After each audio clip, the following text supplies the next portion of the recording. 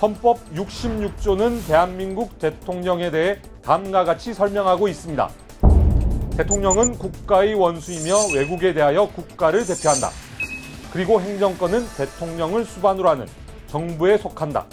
따라서 헌법이 부여한 대통령의 지위는 국가 원수이자 행정부 수반으로 요약됩니다. 대통령의 헌법상 지위가 이렇다 보니 대통령을 겨냥한 야당의 공세는 대통령 모독 논란으로 번지곤 했습니다.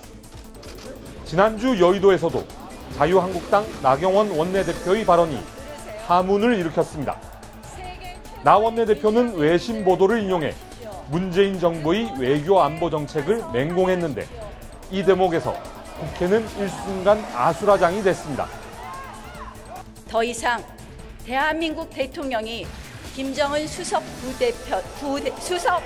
대변인이라는 낯뜨거운 이야기를 듣지 않게 해 주십시오.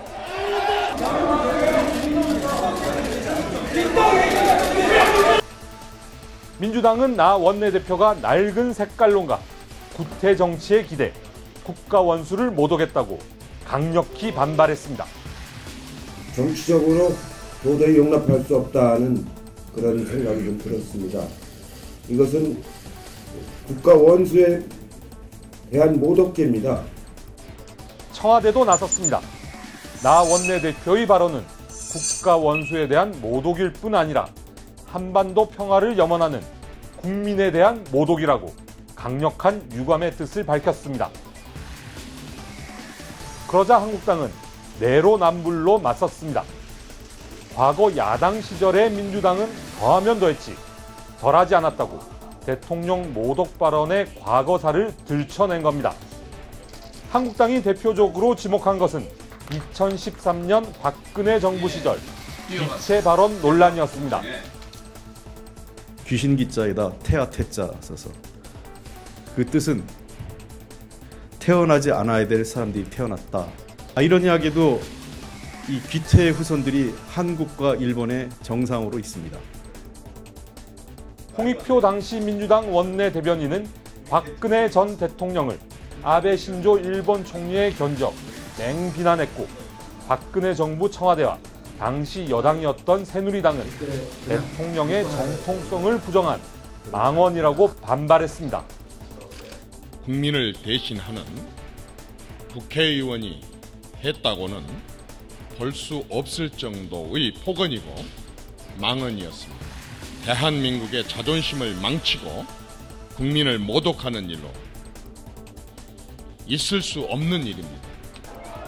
지난주 나 원내대표의 연설, 귀신년 전 귀태 발언을 비교해보면 공수만 바뀌었을 뿐 대통령 모독을 둘러싼 여야의 공방은 놀랍도록 닮아 있습니다.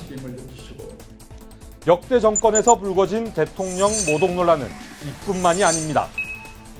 김대중 노무현 정부 시절 야당이었던 한나라당은 대통령을 원색적으로 비난해 파장을 일으켰습니다. 1998년 한나라당 김홍신 의원은 거짓말을 많이 하는 김대중 대통령 입을 공업용 미싱으로 박아야 한다고 했고 형법상 모욕죄로 기소돼 벌금 100만 원의 유죄 판결을 받았습니다. 이 밖에도 당시 야당 의원들은 김대중 전 대통령을 악성 종양인 암에 빗대거나 비속어를 동원해 노무현 전 대통령을 깎아내렸습니다. 이명박 정부와 박근혜 정부에서도 대통령에 대한 막말 논란은 되풀이 됐습니다. 그 시절 야당이었던 민주당은 이명박 전 대통령의 생김새를 비하하는 용어를 사용하거나 박정희 전 대통령 시해 사건을 거론하면서 박근혜 전 대통령을 비난해 논란을 야기했습니다. 문희상 국회의장은 나 원내대표 연설로 국회 본회의장이 난장판이 됐을 때 여야 모두를 준엄하게 꾸짖었습니다. 국회는 민주주의의 본령이에요.